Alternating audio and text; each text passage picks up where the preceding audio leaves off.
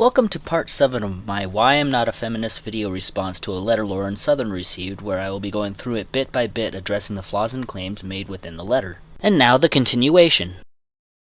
I actually have my rape and assault accusations taken seriously.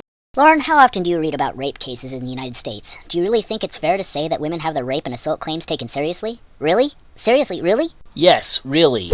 We have the Duke Lacrosse case, where the woman was just believed without evidence. We have the UVA case, where Jackie was believed without evidence. We have the Brian Banks case, got 5 years in prison, where the woman was just believed without evidence. We have the Tyler Koss case, where 13 girls were believed without evidence. We have the Dustin Toth case, where the woman was just believed without evidence. We have a random stranger on Facebook accused a man of rape, where the victim never met the perpetrator, all without evidence. We have Luke Harwood, who was killed just for the accusation later turned out to be false. I could go on. So yes, really, women are believed. Women are constantly blamed for lone rapes. She must have led him on. She shouldn't have been dressed provocatively. She shouldn't have been with him in the first place. She shouldn't have drank so much, and so on. I think you are confusing victim blaming with proper risk analysis. Find a rape case where the defense was able to get the rapist off by using the, "Well, Your Honor, she was wearing a short skirt, so he cannot be held accountable for his actions." None of these things justify rape. Feminists want to remove all elements of risk assessment and call it victim blaming if risk analysis is calculated.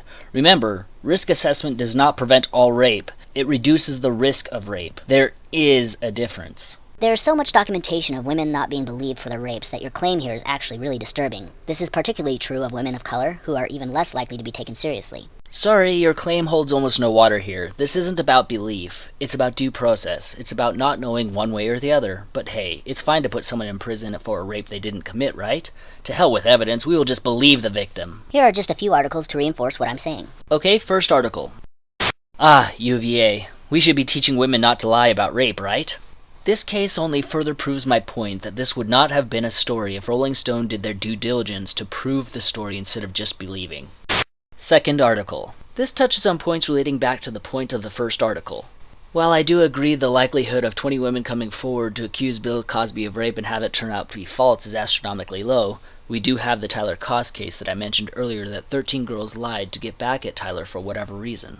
Not to mention the statute of limitations. So what purpose does it serve to wait 20 years after an assault to come forward and expect justice when the only type of rape that does not have a statute of limitations is statutory rape, depending on the state? So even if we did believe the victims, which many people did, and why he lost his comedy tour, what is the law supposed to do? Make an exception for Cosby even though the statute of limitations were up? What would be the likelihood evidence of the rape would have survived 20 years? Alright, third article. Okay, so this article not only touches upon the Steubenville case where despite what the town did, the rapist still got convicted. It really isn't that cops disbelieve victims. It is that they have to keep an open mind and investigate and prove the case to be true. That includes asking what the victim was wearing to gather evidence, not to justify the rape. So again, it has nothing to do with belief and everything to do with due process and proof that the crime happened, because like it or not, the accused has rights too. This is a classic article trying to shift every bit of risk analysis away from the victim, and unfortunately, you can call it victim blaming if you want, but that doesn't change the hard data. The simple fact remains that if you practice drinking in moderation at parties, you are at less risk of rape than if you get blind drunk. It is in your full capacity as an adult to know what your limits are. Feminists have no idea what risk assessment is. Reducing risk is not victim blaming.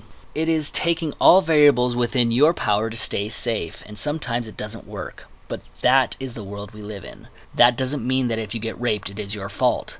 But reducing risk is something everyone should be doing, even men. Fifth article. Jessica Valenti, more feminist talk about ignoring risk analysis. With articles like these, it makes it easy for rapists to just choose a victim. Rapists should be walking up and shaking Valenti's hand for this. Last article. This is the epitome of what we're discussing and helps prove my point further.